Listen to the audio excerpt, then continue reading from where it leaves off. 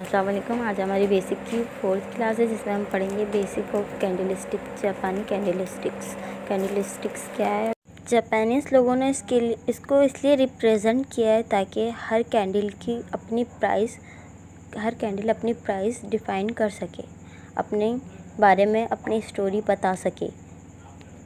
हम इसको जापानी कैंडलस्टिक्स कहते हैं और ये एक पावरफुल मेथड है, बहुत ज़बरदस्त मेथड है जो हमें बताता है कि मार्केट की प्राइस कहाँ मूव कर रही है और कौन सी कैंडलस्टिक्स का इस्तेमाल 1600 सेंचुरी में और 1700 सेंचुरी में जापानीज़ के लोग ट्रेडिंग करने के लिए यूज़ करते थे, इसलिए इसका नाम जापानी कैंडलस्टिक्स रखा गया है। किसी भी कैंडल को पढ़ने के लिए हमें 4 चीज़ें बहुत ज़रूरी चाहिए होती हैं, जिसमें हम हाई देखते हैं, लो देखते हैं, ओपन प्राइस देखते हैं और क्लोजिंग प्राइस देखते हैं।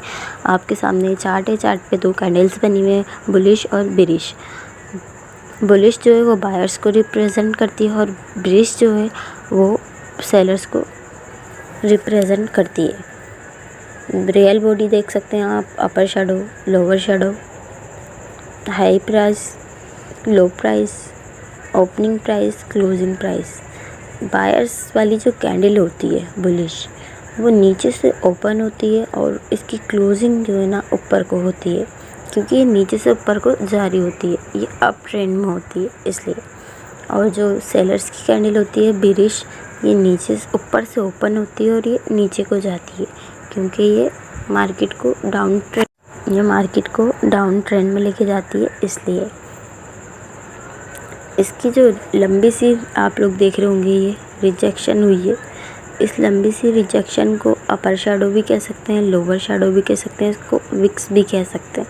ज़्यादातर लोग इसको विक्स कहते हैं। ये विक्स ये हमारे को रिजेक्शन शो करती है कि अब बायर्स का प्रेशर ज़्यादा हो गया है सेल की कैंडल में, और बाय की कैंडल में सेलर का प्रेशर ज़्यादा हो गया। जितनी बड़ी रिजेक्शन होगी उतनी बड़ी हमें पता चलता है कि अब बायर्स ज़्यादा हो गए हैं, अब सेलर ज़्यादा हो गए।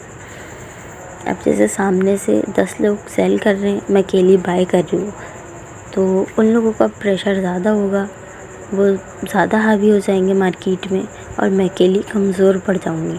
तो वो रिजेक्शन वाली कैंडल शो करेगी कि अब जो है ना बायर्स ख़त्म हो चुके हैं और सेलर्स आ चुके हैं मार्केट के अंदर।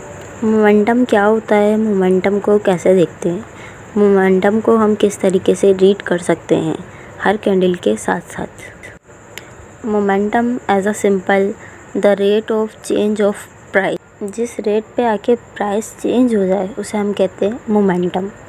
तो आपके सामने बिल्कुल 3 कैंडल्स है, सामने आप देख सकते हैं, एक बहुत बड़ी रेड है, फिर उसके बाद एक छोटी और एक उससे छोटी है। हम एज अ एग्जाम्पल ऐसे ले लेते हैं कि यहाँ पे सबसे बड़ी वाली कैंडल पे 1 kg शुगर 60 रुपये की थी, उससे नीचे आई तो वही 1 kg शुगर 70 रुपये की हो गई, और उससे नीचे गई तो 75 की हो गई, यानी 75 रुपये की हो गई। तो ये क्या हो रहा है, ये मोमेंटम कम होता जा रहा है, मोमेंटम ड्रॉप होता जा रहा है, चाहे वो बेरिश हो चाहे वो बुलिश हो।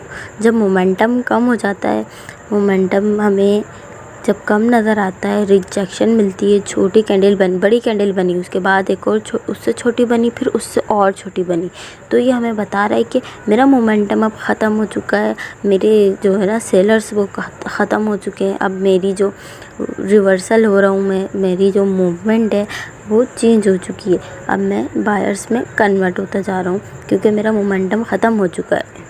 ऐसी आप बुलिश कैंडल्स हैं, ये आप देख सकते हैं, ये सबसे बड़ी, फिर उसके बाद उससे छोटी, फिर उससे छोटी। तो यहाँ पे भी 1 kg शुगर जो थी वो 60 रुपये की थी, फिर उससे ऊपर गई 70 रुपये की हो गई, और उससे ऊपर गई तो 75 रुपये की हो गई। तो क्या हो रहा है, ये मोमेंटम ड्रॉप हो रहा है। तो ये ऊपर जाके ये बता रही है कि अब हमने जो है ना हमारा मोमेंटम ख़त्म हो चुका है, हम बिल्कुल ख़त्म हो चुके हैं। अब हम जो है ना यहाँ से रिजेक्शन शो करना शुरू कर दी है किसने, कि भाई अब मैं बिल्कुल ख़त्म हो चुका हूँ, अब मैं जो है ना सेलर्स में कन्वर्ट हो रहा हूँ और मैं चेंज कर रहा हूँ अपने आप को, और जो है ना मेरा ट्रेंड चेंज हो चुका है, बिल्कुल मेरा मोमेंटम ख़त्म हो चुका है, इसको मोमेंटम कहते हैं। तो मोमेंटम जो है ना वो खुद बता देता है कि अब मैं जो है ना ख़त्म हो रहा हूँ, मैं अपनी रिजेक्शन खुद ही शो कर देता है मोमेंटम।